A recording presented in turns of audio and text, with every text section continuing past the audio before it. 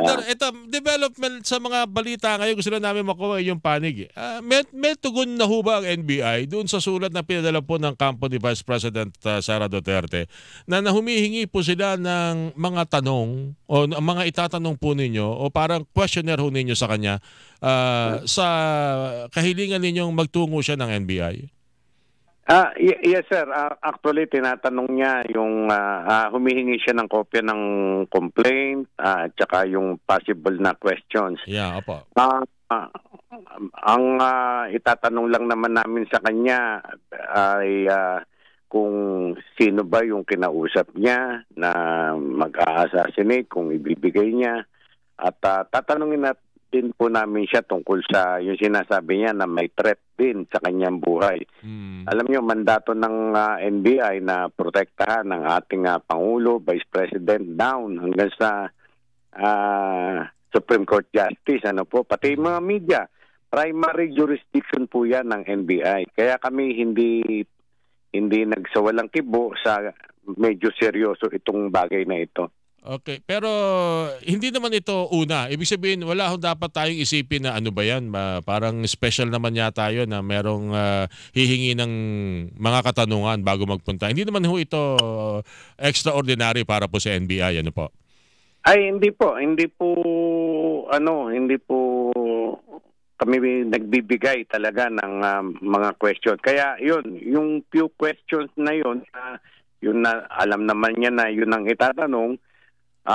Bakit nasabi yung nakapagbanta siya na gano'n, ba't may kinausap siyang tao, yun yung usual. Pero yung other questions pa ay hindi na namin maibibigay. Yeah, very good. Okay. Meron kasing binasa ako, meron balita ngayon na baka hindi na raw siya pumunta.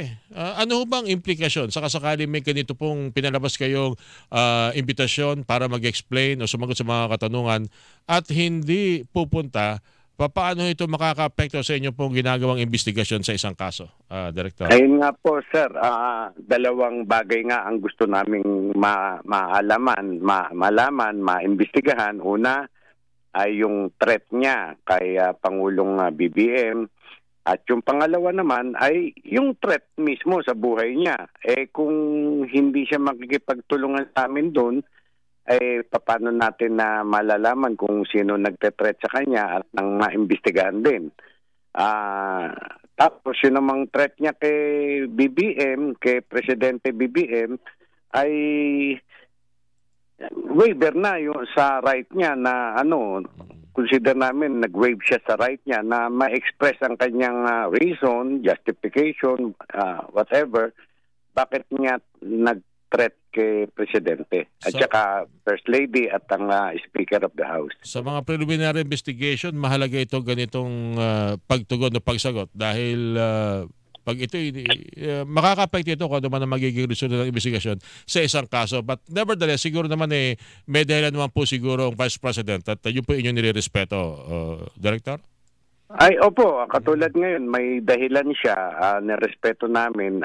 Kaya naman nag-move kami, nireset namin ng December 11 para mabigyan na rin siya ng mahaba-habang panahon para makapaghanda. Alright. Director, marami pa sana akong katanungan pero siguro i-reserve na ho natin next time. Sana ho pagbigyan niyo po uli kami, Director. Plano ko kasi itanong sa inyo, paano ba talagang pagkalabit pag-pistol? Dapat ba nakabuong daliri ka? O dapat yung malapit nandun sa kuko, yun lang ipe-press mo para hindi gagalaw yung sight? Ano ba talagang? Nasa gitna lamang ng gatla ng ating daliri. Hindi nasa dulo, hindi nasa pasok na pasok. Gitna. Yes, kita mo na, sabi sa inyo. Director, sa ulitin po, sir. Salamat po sa inyo. Salamat po, sir. Salamat po.